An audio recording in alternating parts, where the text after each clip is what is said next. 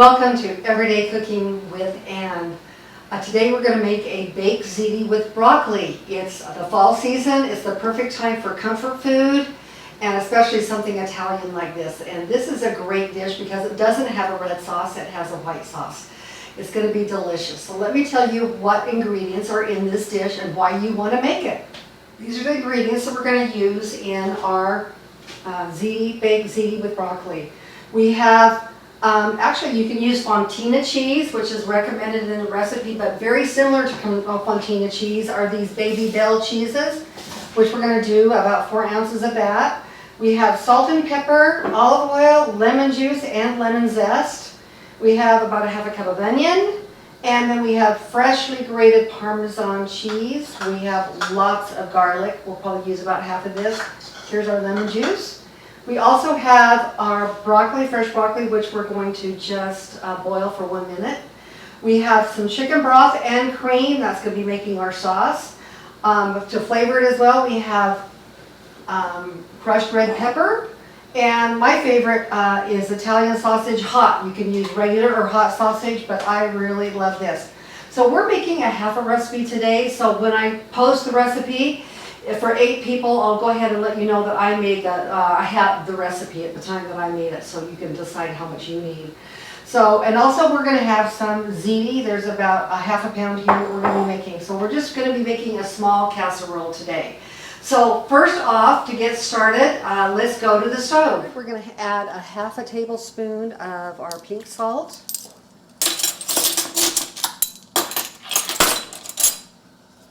Along with 1/2 pound of small broccoli florets. You can use broccoli rabe if you want, but most people have this on hand, so that's what I'm going to put in here. And this is going to boil for about 1 minute. I'm going to turn because that's going to green it up nicely. So I'm going to turn my timer for 1 minute.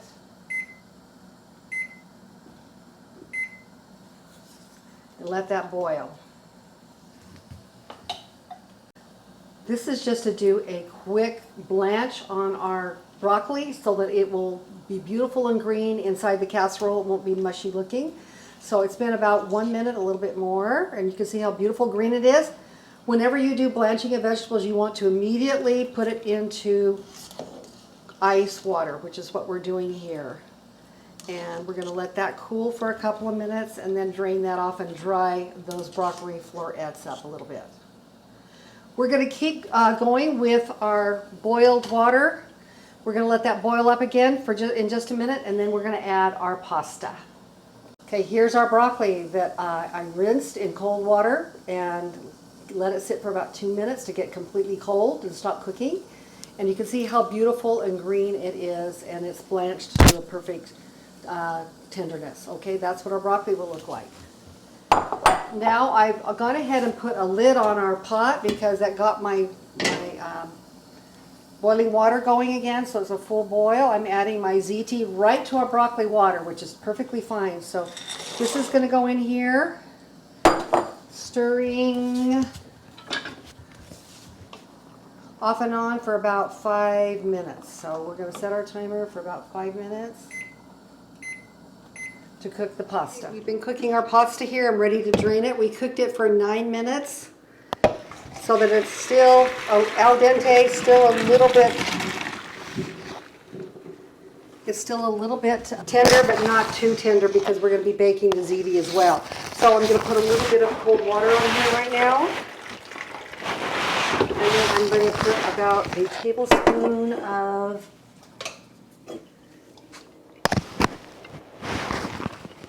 olive oil to keep it nice and moist while we're waiting to put it into our dish.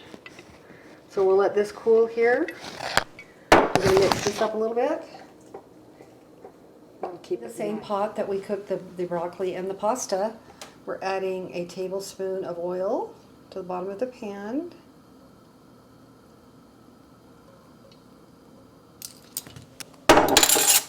And we're heating that up nicely. Okay, and what I have here is I have a hot sausage that's in Italian hot sausage. This is, honestly, this is the best brand right here, hot sausage. And I'm just going to show you, these come in a little casing like this. And what I do is I take a knife and I just take the casing off like this, and just take it off of the whole thing so you can take and put the meat right in here. And I've already prepped the rest of the sausage here that we're going to be putting in here, so I'm going to cook this first. I'm only cooking half of my package of sausage because, once again, we're only cooking a half of a recipe. I will be posting the whole recipe.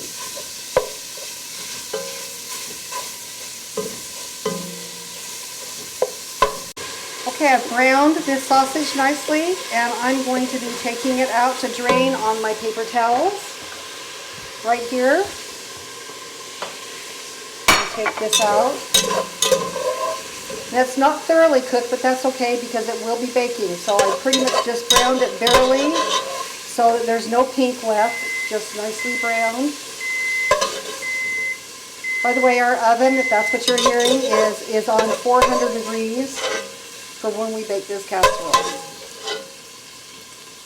Okay, then I'm going to be adding, now I have a whole cup of onion here. I love onion. I'll probably be doing about a half a cup of this. Maybe a little bit more. Actually, I'm going to add just a little bit more oil here. And I want to brown this onion until it's just nice and translucent. That'll take about 3 or 4 minutes. And I've got this on about medium heat right now.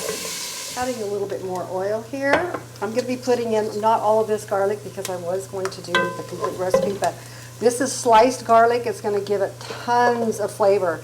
It called for 8 garlic cloves, so I'm putting 4 in here, and I'm going to let that get fragrant a little bit. I'm going to be adding a half a teaspoon of my red pepper flakes, which is going to give a really great flavor. A little bit of zip to this dish.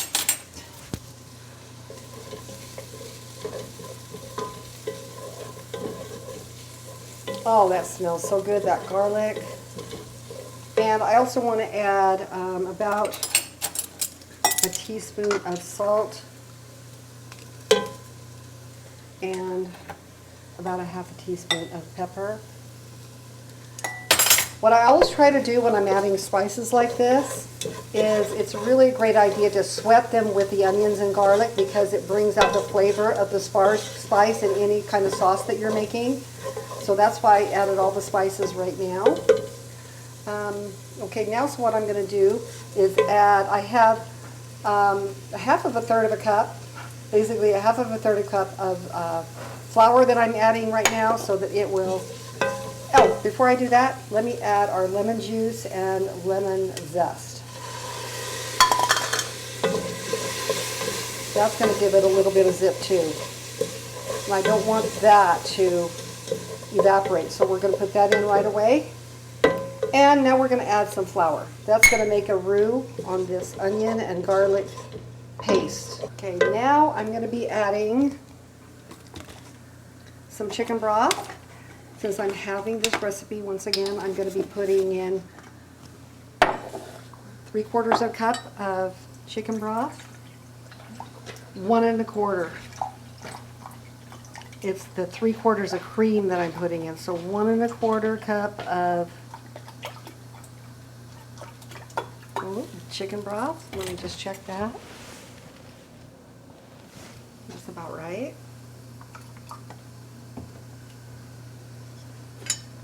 I'm going to add this.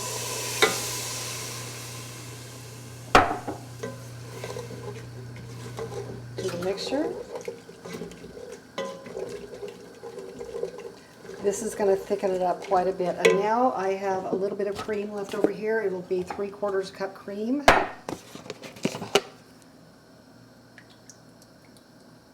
I'm finishing up that one. And this is heavy whipping cream.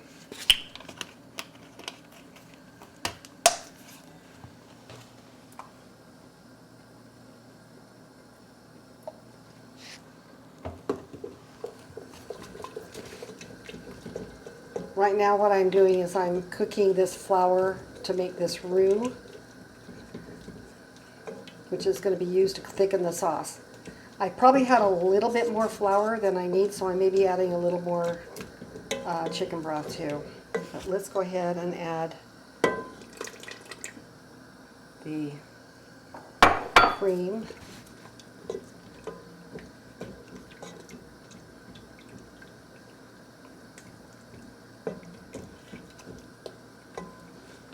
Now, optional that you can add to this mixture with your onions and your garlic and everything is you can add anchovies, and a couple of anchovies added to this really give it an intense flavor. It doesn't taste fishy at all. I don't have anchovies with me, or I might have added them. My husband said, nah, no, we're not doing that. So for his preference, we're not using that, but I will put that in the recipe as an optional thing you can use. And I'm going to add just a little bit more broth here so it doesn't get too thick.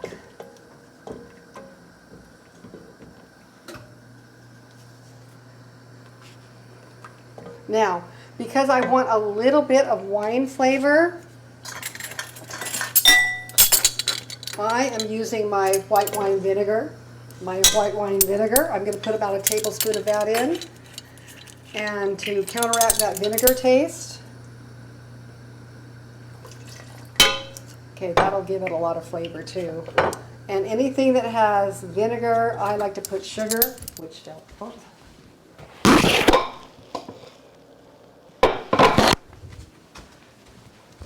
So I'm putting in a tablespoon of sugar as well.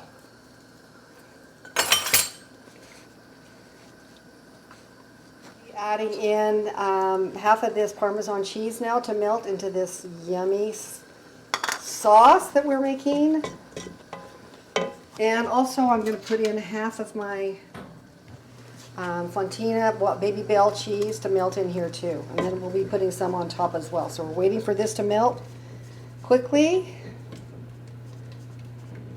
How beautiful that sauce is with all the yummy onion, garlic, and other spices that are going to make this special. I'm now going to add back into our sauce, our sausage that has been draining so that there's not too much grease there, our broccoli,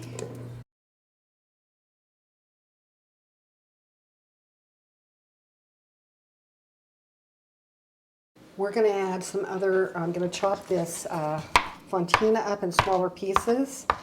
Usually if it's not fontina, it's baby bell cheese. You want to probably grate this, but we're not grating, we're just chopping it. And I'm going to add that on top so it can melt into the casserole, along with our remaining Parmesan cheese. If you don't have fresh Parmesan cheese like I have here, this is another great melting cheese, and I'm going to add a little bit of this on top as well. And you can see how much this smaller casserole, it's a 9 by 7 or 7 by 9. This is Parmesan Romano. I get this at Costco. I put this in almost everything I make, salads to casseroles or anything, because I love it. Also, this dish would go great with my fluffy bread stick. So you want to look that up to make with this wonderful dish. You can make this ahead of time and put it in the day before and put it in the oven, and it'll be perfect for your dinner party or your family dinner or anybody you want to impress. It will be going in the oven right now. I'm going to cover it up with a little bit of aluminum foil and put it in our oven at 400 degrees for about 25 to 30 minutes. Here's our finished broccoli, Ziti broccoli sausage casserole. It looks amazing with all the cheese on it. I took the aluminum foil off for the last 10 minutes so it could melt and kind of brown a little bit on top. So I'm going to dish it up right now to kind of show you how it looks with the pasta and the broccoli and the pieces of sausage.